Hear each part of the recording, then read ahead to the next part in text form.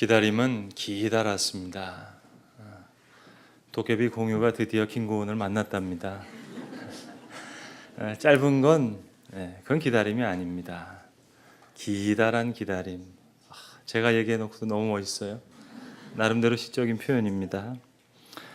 여러분, 기다림은 정말 기다랐습니다. 불과 제가 대학생 시절만 하더라도 휴대전화가 없었습니다. 공중전화 걸던 그런 시절이었는데 참 나름대로 재밌게 지냈던 것 같습니다. 시인 황지우가 너를 기다리는 동안이라는 시를 썼는데 아마 이거 휴대전화 세대들은 아마 못 알아들으실 그런 시일 것 같습니다. 이런 시입니다. 너가 오기로 한 그 자리에 내가 미리 가 너를 기다리는 동안 다가오는 모든 발자국은 내 가슴에 쿵쿵거린다. 바스락거리는 나뭇잎 하나도 다 내게 온다. 기다려본 적이 있는 사람은 안다. 세상에서 기다리는 일만큼 가슴 애리는 일이 있을까. 너가 오기로 한 그 자리, 그리고 내가 미리 와 있는 이곳에서 문을 열고 들어오는 모든 사람이 너였다가 너일 것이었다가 다시 문이 닫힌다. 멋있죠, 여러분? 이거 아마 카페 다니는 세대들은 잘 못 알아들으실 겁니다. 다방에서 기다려본 분들만 아실 텐데 어제 그 도깨비 끝나고 나서 제 그 싱글인 여자 후배가 이런 글을 썼더라고요. 이제 공유는 사라지고 카누만이 남았다.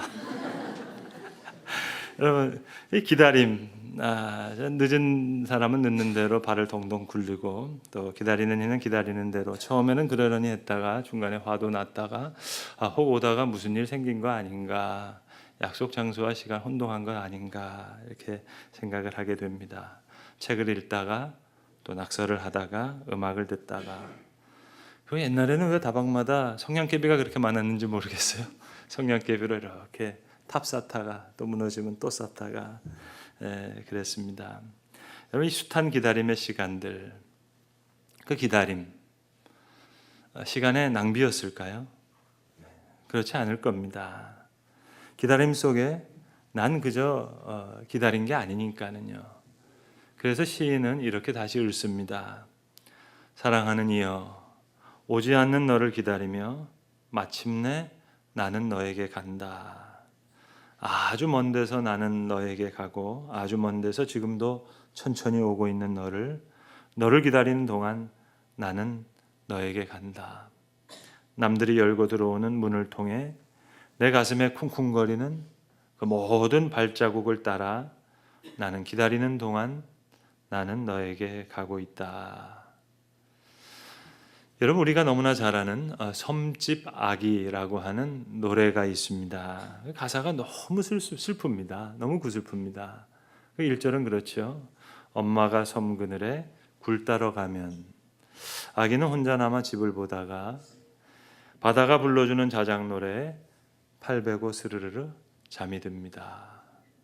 요즘으로 치면 거의 아동유기 수준입니다, 여러분. 그렇지 않아요? 엄마는 굴 따러 가고 아기는 혼자 남아 있는데 집을 보다가 혼자 잠든대요. 그것도 자기가 팔베개 하고. 너무 쓸쓸하잖아요. 불쌍한 노래 같잖아요. 근데 이 노래의 앞권은 잘 아시듯이 2절에 있습니다. 아기는 잠을 곤히 자고 있지만 갈매기 울음소리에 마음이 설레어 다 못 찬 굴 바구니를 머리에 이고 엄마는 모래길을 달려옵니다. 다 못 찬 굴바구니. 기가 막힌 표현이죠. 다 채워도 안 되고 텅 비어도 안 되는 거예요. 그러니까 다 못 찬 굴바구니예요. 그걸 머리에 인 채 그것도 모래 위를 허이허이 달려오는 겁니다. 자, 그럼 누가 더 기다린 거죠? 아이가 기다린 건가요? 아니면 엄마가 더 기다린 건가요? 성도 여러분, 예수님 지금 뭘 하시죠? 안 궁금하세요? 아시면 좀 가르쳐 주세요. 예수님 지금 무엇 하시나? 여러분, 우리가 사는 생이 혹 섬지박이 그 1절 가사 같다는 생각 안 해보셨어요? 제가 너무 비관적으로 생을 바라보는 건가요? 제가 너무 멜랑콜리하게 인생을 바라보는 건가요? 여러분 어떻게 생각하세요? 그럴 때가 있잖아요. 엄마가 섬 그늘에 굴 따러 가고 아이는 혼자 남아 집을 보다가 어딘가 좀 비슷하지 않으세요? 바다가 들려주는 자작 노래 팔 베고 스르르르 잠이 듭니다. 여러분 예수님 그때마다 정말 여러분 팍팍 도와주세요. 제가 너무 센티멘탈한 건가요? 예수님 뭘 하시죠? 굴 따러 가셨나요? 수십 년 신앙생활 하시면서 우리 궁금해 보신 적이 없으십니까? 신학에는 기독론이라고 하는 부분이 있습니다. 조식 시간에 신론, 기독론, 성령론 이런 게 있는데 하나님이 누구시냐 그걸 묻고 대답하는 게 신론이에요. 성령이 누구시냐 그걸 묻고 그에 대해 대답하는 게 성령론입니다. 그리스도가 누구시냐 거기에 대한 답을 주는 게 기독론이에요. 근데 여러분 이 신학책을 보면 기독론에 대한 부분이 이만큼 두껍습니다. 우리는 예수님에 대해서 다 안다고 생각하지 않으십니까? 하나님 아들로 베들레헴 말구유로 오셔서 십자가 지시고 또 돌아가셨다 부활하셔서 승천하시고 그리고 다시 이 땅에 오실 것이다. 재림하실 것이다. 그 정도면 다 안 거 아니겠어요? 그렇다면 왜 그 신학자들이 그 똑똑한 분들이 바보들이 아니실 텐데 왜 그렇게 긴 분량의 기독론을 집필하실까요? 방대한 부분을 써서 왜 그리스도가 누구신지를 그렇게 설명하도록 애쓰실까요? 그리스도가 누구시냐? 그만큼 방대한 내용이기 때문입니다. 특별히 오늘 본문은 중보자가 되시는 예수님에 대한 말씀이 있습니다. 우리는 흔히 중보기도라는 얘기를 많이 쓰죠. 그래서 이 중보라는 말이 많이 희석된 것 같아요. 대충 누구를 도와주시는 것, 그 정도로 생각하는데 여러분 중보라는 것은 함부로 사용할 수 있는 말이 아닙니다. 신약 성경 중에 히브리서라고 하는 책은 기독론에 있어서 너무나 중요한 텍스트예요. 전체가 다 기독론을 이야기하고 있습니다. 근데 그 내용은 이거예요. 천사가 중보자가 아니라는 거예요. 모세가 중보자가 아니라는 거예요. 우리는 천사가 우리를 돕는다고 생각했어요. 특별히 히브리 사람들은 대제사장들이 중보자가 되어서 우리의 예배를 이끌고 하나님 앞에 나아갔다고 얘기하는 거예요. 근데 히브리서 기자는 얘기하는 거예요. 천사가 중보자가 될 수 없고 모세가 중보자가 될 수 없고 제사장도 중보자가 될 수 없고 오직 한 분 예수님만이 중보자가 되신다. 이게 히브리서의 기독론입니다. 그리고 이것이 기독론의 핵심이고요. 본문에서 예수님을 하나님 우편에 앉아 계신 분이라고 이야기합니다. 오늘 우리가 예배 중에도 사도신경을 함께 외웠습니다. 전능하신 하나님 우편에 앉아 계시다가. 근데 이 표현이 우리에게 좀 그 이미지를 이렇게 변형시키는 것 같아요. 좀 이상한 잔상을 주시는 것 같아요. 여러분 하나님이 보좌 우편에 앉아 계신다고 해서 그 예수님이 앉아 계시는 게 아닙니다. 하나님 우편에 앉아 계신다는 말은 하나님의 전권을 가지신다는 얘기예요. 큰 능력을 가지신다는 거예요. 그 얘기지 십자가와 부활로 모든 사역을 다 마치시고 재림하시기까지 지금 앉아서 쉬신다는 말씀이 아닙니다. 근데 우리는 그리스도의 십자가, 부활, 재림 여기까지는 많이 아는데 중보자 예수 그리스도 이 부분에 대한 이해가 많이 약합니다. 바울이 디모데전서 2장 4절과 5절에서 분명히 말씀합니다. 중보자는 한 분밖에 없다고. 하나님은 모든 사람이 구원을 받으며 진리를 아는 데까지 이르기를 원하셔서 하나님과 사람 사이에 오직 한 분, 중보자 예수 그리스도를 세우셨다. 그러니까 성모 마리아도 중보자가 될 수 없고요. 천사도 중보자가 될 수 없고 모세도 중보자가 될 수 없고 그러니까 진정한 의미의 중보자는 한 분. 그래서 로마서 8장 26절에는 예수님이 성령님을 통해서 성령과 함께 우리의 연약함을 도우시나니 말할 수 없는 탄식으로 우리를 위해서 친히 간구해 주신다. 그리스도의 영으로 성령께서 역사하시는 겁니다. 그러니까 모든 수고로운 지상의 임무를 다 끝내고 휴식하고 계시는 것이 아니고 하나님 우편, 그 전권을 가지고 오늘 일하시는 거예요. 그래서 오늘 본문은 이렇게 얘기합니다. 누가 정죄하리요?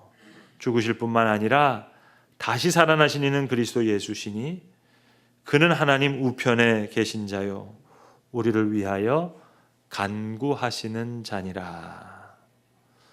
예수님은 세상을 떠나신 게 아니에요. 예수님 역사를 떠나신 게 아니에요. 오늘도 새로운 존재 양식으로 우리와 함께 하시고 모든 피조물과 함께 하시는 겁니다. 여러분, 사람들마다 그 사람들이 갖고 있는 결이 다릅니다. 같은 성경을 봐도 받는 느낌이 다릅니다. 많은 분들은 성경 말씀의 은혜를 받으시는데 저는 간혹 성경 말씀이 아니라 말씀과 말씀 사이에 있는 행간에서 그때 은혜를 받을 때가 있거든요. 그러니까 그 말씀과 말씀 사이에 어떤 틈새, 이런 게 느껴지면서 그 미세한 틈새 가운데 너무 아름다운 세계가 보여질 때가 있어요. 그런데 저와 제 아내는 다행스럽게 확실하게 닮은 부분이 하나 있어요. 비싼 핸드백, 명품 구두, 비싼 보석, 다행히 이 부분에 대해서는 욕심이 조용합니다. 큰일 날 뻔했어요. 하여튼 다행이에요. 그런데 욕심이 많은 부분이 있어요. 둘 다 아직 못 가본 곳, 아직 못 느껴본 것, 아직 못 만나본 사람, 여기에 대해서는 욕심이 불끈불끈합니다. 저는 성경을 볼 때도 그거 비슷해요. 예를 들어서 예수님 5,000명을 먹이셨다. 글쎄 별 감흥이 없어요. 그런데 예수님께서 그 후에 사람들에게 내가 생명의 양식이다 얘기하는데 사람들이 어렵다 그러고 떠나고 예수님께서 제자들을 붙들면서 너희도 가려느냐? 그 대목에서는 가슴이 막 미어지거든요. 5,000명 거기에는 아무 감흥이 없다가 너희도 가려느냐? 이 부분에서는 마음이 무너내려요. 예수님께서 나사로를 무덤에서 끌어내십니다. 근데 나사로가 무덤에서 나올 때 그 대목에서는 별 생각이 많지가 않아요. 근데 예수님께서 무덤가로 올라가시는데 사람들이 웅성웅성 거리거든요. 분명히 사랑하는 자라 그랬는데 소경의 눈을 뜨게 한 자가 이 사람을 죽지 않게 할 수 없었더냐. 그 웅성거림에 대해서는 느끼는 바가 많아지거든요. 저는 성경을 읽을 때 그런 결로 읽게 됩니다. 그래서 예수님께는 대단히 죄송한 말씀인데요.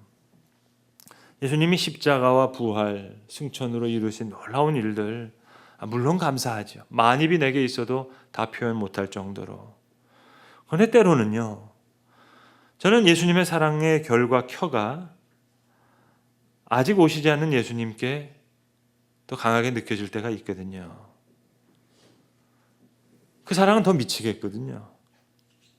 여러분, 시답지 않는 남녀 간의 사랑에서도 사랑하는 사람을 기다리면서 성냥개비로 탑사타가 무너뜨리고 또 사타가 무너뜨리는 그 마음에도 소중한 사랑이 있는데 어느 정도로 문을 열고 들어오는 사람이 다 너였다가 너일 것이었다가 모든 사람의 발자국 소리가 가슴을 쿵쿵거리고 그리고 그 쿵쿵거리는 발자국 소리 따라서 내 마음이 가요. 아니 내가 그에게로 가고 있어요. 근데 하물며 우리를 사랑하시는 우리를 기다리시는 그분의 마음은 어떨까? 상상이 잘 안 돼요.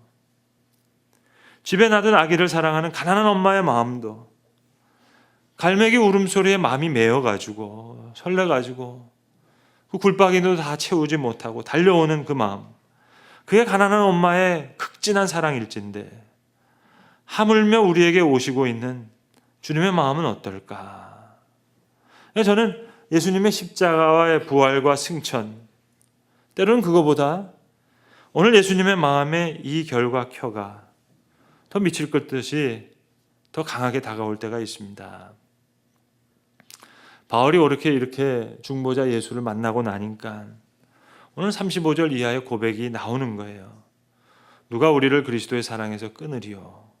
환난이나 공고나 핍박이나 기근이나 적신이나 위험이나 가리랴. 기록된 바 우리가 종일 주를 위하여 죽임을 당하게 되며 도살할 양같이 버림을 받았나이다 함과 같으니라. 그러나 이 모든 일에 우리를 사랑하시는 이로 말미암아 우리가 넉넉히 이기느니라. 중보자 예수가 있기에 고백하는 거예요. 내가 확신하노니 사망이나 생명이나 천사들이나 권세자들이나 현재일이나 장래일이나 능력이나 높음이나 낮음이나 기쁨이나 다른 어떤 피조물이라도 우리를 우리 주 그리스도 예수 안에 있는 하나님의 사랑에서 끊을 수 없느니라. 여러분, 저는 때때로 말씀드린 대로 성경을 읽을 때 성경의 행간이 더 은혜로울 때가 간혹 있거든요. 오늘 설교가 그런 경우예요. 오늘 저는 본문 34절을 본문으로 잡았지만 전 사실 지금 34절을 설교하고 있는 게 아닙니다. 방금 전에 35절 이하의 말씀을 제가 말씀드렸습니다만 35절의 이하의 말씀을 가지고 설교하는 것도 아니에요. 저는 엄밀히 말하면 오늘 34절과 35절 사이에 있는 그 행간을 설교하고 있는 거예요. 그러니까 오늘 설교의 본문은 엄밀히 말씀드리면 34절과 35절 사이에 비어있는 그 행간입니다. 저에겐 그 34절과 35절 사이의 행간, 그 가느다란 켜 사이에 엄청난 결이 느껴지거든요. 마치 영화 인터스텔라에 나오는 그런 공간이 오늘 이 행간에 있는 것처럼 보여지거든요. 정신병자의 헛소리처럼 들리실지 모르겠지만 저에겐 정말 오늘 성경이 그렇게 읽혀지고 그렇게 보여지거든요. 그래서 사실 정말 오늘 본문을 그렇게 잡고 싶었어요. 34절과 35절 사이. 근데 그러면 성경 봉독을 할 수가 없잖아요, 여러분. 그래서 할 수 없이 34절을 본문 잡은 것뿐이에요. 여러분, 이 행간, 중보자 예수가 역사하시는 공간, 그 공간이기 때문에 나의 아픔도 거기서는 선물로 변해요. 나의 슬픔도, 나의 눈물도, 나의 어떤 고난도, 죽음까지도 다 빨아들일 수 있는 저 하늘의 별보다, 저 하늘의 은하수보다 더 밝고 맑은 세계가 그려지는 그리스도의 중보의 인터스텔라. 수많은 슬픔의 이야기가 그 공간에서는, 중보자 예수 그리스도가 역사하는 그 공간에서는 감격적으로 바뀌어져요. 그런 행간이에요. 수많은 아픔의 이야기도, 슬픔의 이야기도 놀랍게 변화되는 공간이에요. 우주만큼 넓은 사랑의 행간이에요. 하늘보다 넓은 중보의 행간이에요. 34절과 35절 사이에는 이런 놀라운 은혜의 공간이 있어요. 그 공간을 보여드리고 싶은 거예요. 지금 바울도 그걸 다 생략한 거예요. 여러분, 예수님이 무엇을 하시죠? 34절과 35절의 행간에서 엄청난 일을 하시는 거예요. 하나님 우편에 앉아 계신 자로 전권을 가지고 우리를 위해서 일하십니다.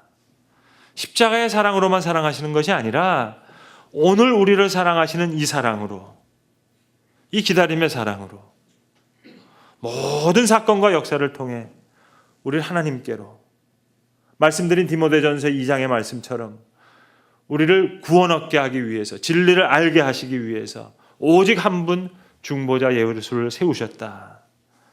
그러니까 이 행간에서는 여러분, 질병도 진리 가운데로 이끄시는 하나님의 사랑이 돼요. 실패와 슬픔도 선물이 됩니다. 이게 이 중보의 인터스텔라예요. 소련의 독재자인 스탈린이 아주 무서운 말을 했어요. 한 명의 죽음은 비극이지만 수백만 명의 죽음은 통계다. 통계에 불과하다. 무서운 말이죠. 그러나 여러분, 그리스도의 중보는 수억만 명의 성도들이 있다 하더라도 함심령을 천하보다 귀하게 여기시는 그런 사랑이에요. 여러분, 아기들이 그 아기를 사랑하는 엄마의 사랑과 비교가 안 되는 그런 사랑으로, 좀 우스개 얘기지만 제 섬집 아기 그 가사 가지고 한번 제가 트집 한번 잡아볼까요? 아기 엄마가 한달음에 집에 달려와 보니까 아이가 곤히 잘 자고 있어요. 그랬다고 여러분 후회할 엄마가 있겠어요? 이럴 줄 알았으면 일이나 더 할걸. 다 못찬 굴바구니 이거 채워나 올걸. 괜히 달려왔네. 그럴 엄마가 있겠냐고요.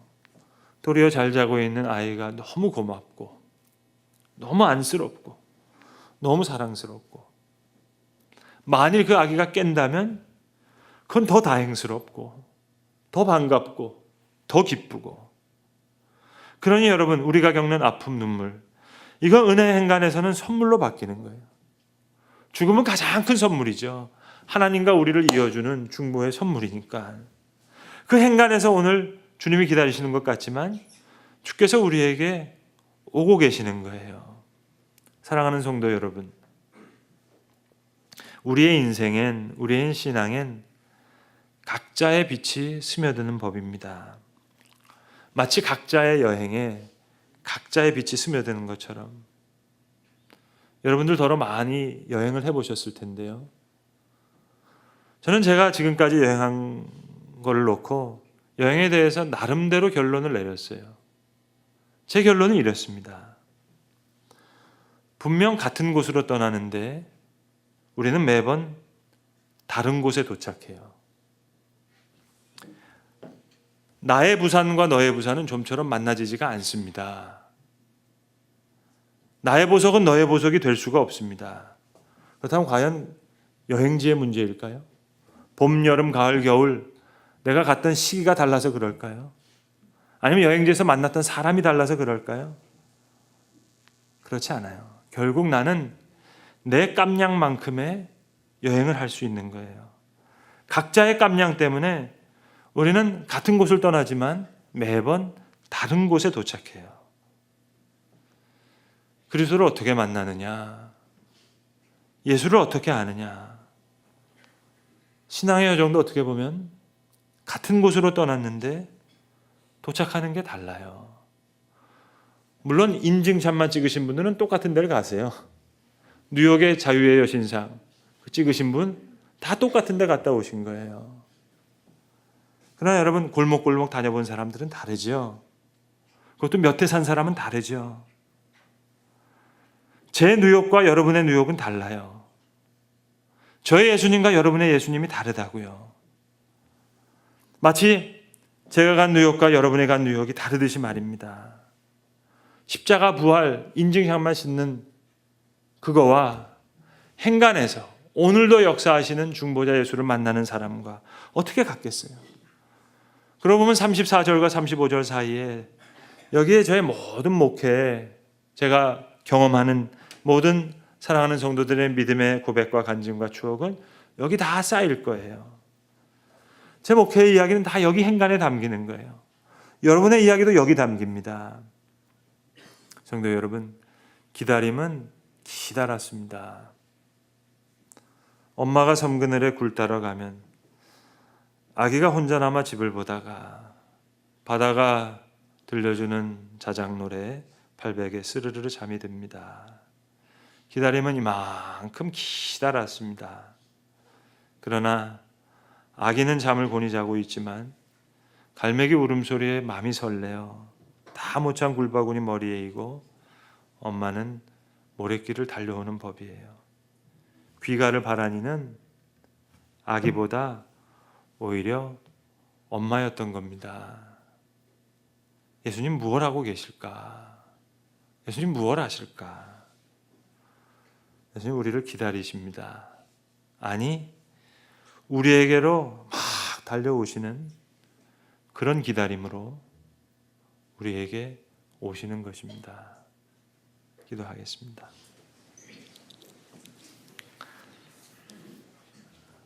아버지 하나님, 다 같은 곳을 향해 떠난 것 같은데 도착하는 곳이 매번 다른 곳에 도착합니다.